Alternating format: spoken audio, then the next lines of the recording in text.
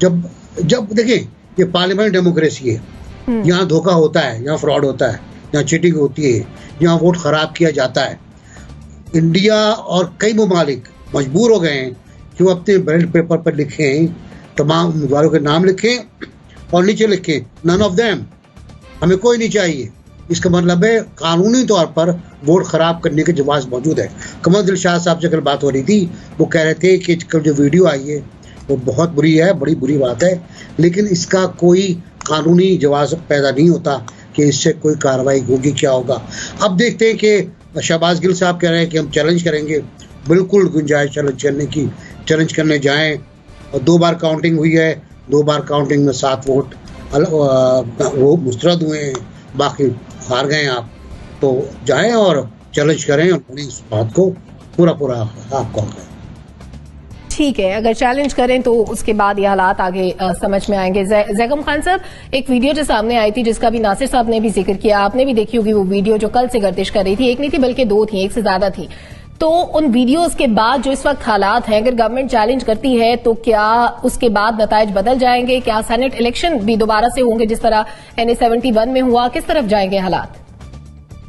मैंने भी legal experts की ओपिनियन सुनी है, कंवर दिलशाद साहब का भी तबसरा सुना है, और वो यही कह रहे हैं कि जो कुछ वीडियो में मौजूद है, पहली वीडियो में जिसको ओन कर लिया है गिलानी साहब ने, अली हैदर गिलानी ने, उसमें जो कुछ है उसकी बुनियाद पर उनके खिलाफ कार्रवाई नहीं की जा सकती, क्योंकि वो ये बता रहे हैं कि वोट कैसे ज़ाय करना है। तो मुझे हैरत हुई, मेरे ख्याल में इस पर कोई ना कोई क्लॉज होनी चाहिए थी। इस वक्त तक के कानून में हमारे 2017 का जो इलेक्शन एक्ट है उसमें कोई ऐसी क्लॉज नहीं। पहली बात यह है कि कप्तान को ये बताना होगा कि उन्होंने कैसी टीम बनाई। वो तो पूरी कौम को कहते थे कि मैं बेहतरीन टीम बनाऊंगा, इनकरप्टिबल लोगों को लाऊंगा। अगर उनका ये दावा ठीक है कि ये लोग बिके हैं, तो फिर ये कैसा बिकाऊ माल है जो उन्होंने पार्टी में आला तरीन फोरम में इकट्ठा कर लिया है। दूसरी पार्टी के लोग तो इस तरह नहीं बिक रहे हैं। लेकिन क्योंकि ये ऐसा इलेक्शन था जिसमें इलेक्टोरल कॉलेज ही ऑलरेडी इलेक्टेड हमारे मेंबर्स थे, उनका ज़मीर कितना मुर्दा है, कितना फिल्थी है और उसमें से कितनी सड़ांध उठ रही है, ये पता चलता है कि किसी चीज से कोई फर्क नहीं पड़ता। जो फैसले हो चुके हैं, वाकई करप्शन जीत गई है। I really believe last time जो कुछ हुआ था सेनेट के इलेक्शंस में, अगर हमारा इलेक्शन कमीशन का कॉन्शियस जिंदा होता, हमारे बाकी इदारे जाग रहे होते और पाकिस्तान से सिंसियर होते, तो ये वक्त ना आता। क्योंकि कुछ ना कुछ ऐसी चीजें जरूर अब तक इन 3 सालों के बीच में हो चुकी होती जिसपे हम समझते कि वाकई हमारी जो क्लेप्टोक्रेसी है, उसको मैं क्लेप्टोक्रेसी कहती हूँ, अब they are not even the leadership, वो कुछ ना कुछ तो कर रहे हैं मुल्क के लिए। चलें slow and steady we are moving towards the spirit of democracy, the real democracy, लेकिन कुछ नहीं हो रहा। और आज भी यही हुआ है। हारने वाला हमेशा कहेगा कि जनाब ये बड़ा इसमें ये गड़बड़ हो गई, जीतने वाला कहेगा जमीर जाग गए। तो जागे कहीं नहीं, ना उस वक्त जागे हुए थे जमीर, ना आज। उस वक्त भी जमीर बिके थे, आज भी बिके हैं। तो उस लिहाज से एक अफसोस का दिन है, एक ताजियाने का दिन है और शर्म का दिन। ठीक है, NBC आप कुछ ऐड करना चाह रहे हैं? मैं सिर्फ ये कहना चाह रहा था कि आप जो भी कह लें गिलानी साहब को, उन्होंने 9 एक्स्ट्रा वोट लिए हैं। 160 उनकी स्ट्रेंथ थी, 169 वोट लिए उन्होंने। दूसरे ये कि PTI को खुश होना चाहिए कि उसको 2 हीरो सैफुल्ला आबड़ो और अब्दुल कादिर जीत गए बड़े मार्जिन से।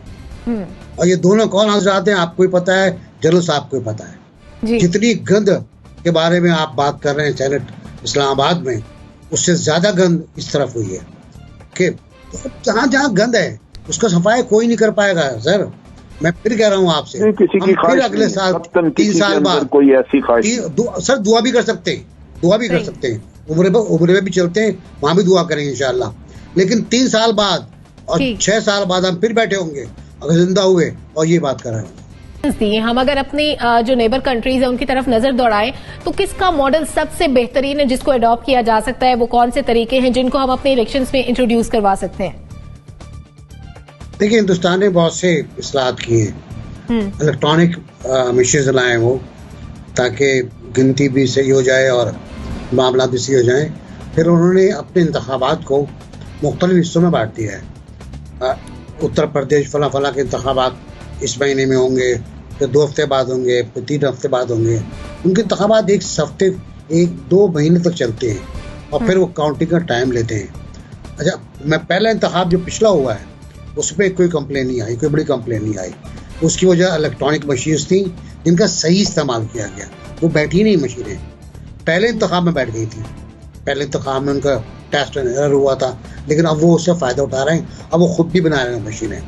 दूसरा ये कि हम अपनी इस्लाह से भागते हैं, हमारी हुकूमत भागती है, किसी भी हुकूमत हो वो इस्लाह नहीं करना चाहती, वो स्टेटस को में धांधली के जरिए हुकूमत कंटिन्यू करना चाहती है।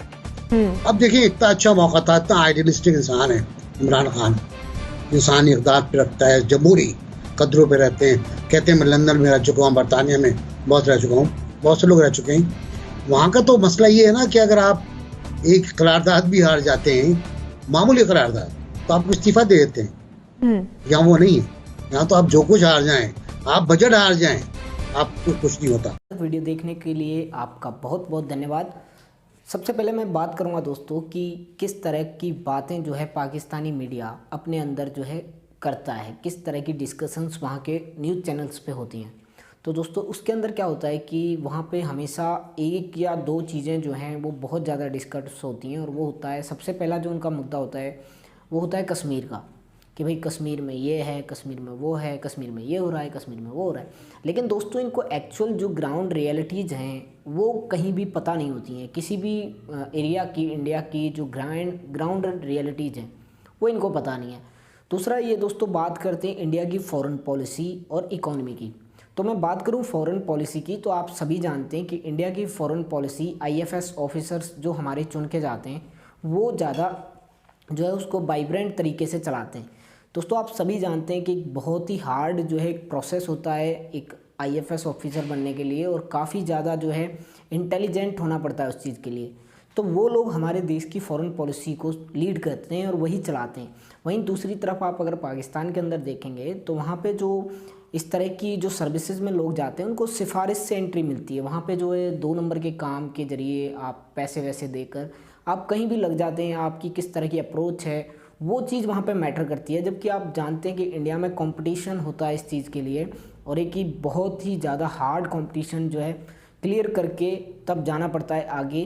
तो दोस्तों अगर आपको वीडियो पसंद आया है, इस तरह की वीडियो दोस्तों बहुत सारे लोग बनाते हैं, इंडिया से बहुत ज़्यादा लोग बनाते हैं, और हमारे लिए एक डिप्लोमेसी का लेवल जो है एक प्लेटफॉर्म तैयार करते हैं। तो मैं आप सभी से एक चीज़ कहना चाहूँगा कि अगर आपको ऐसे वीडियोज़ पसंद आते हैं तो प्लीज़ वीडियो को लाइक कीजिए, शेयर कीजिए, और अगर चैनल पर नए हैं तो प्लीज़ चैनल को सब्सक्राइब कीजिए। मैं मिलता हूँ अगले वीडियो में कुछ ऐसे ही मज़ेदार और इंटरेस्टिंग वीडियोज़ के साथ। तब तक के लिए जय हिंद।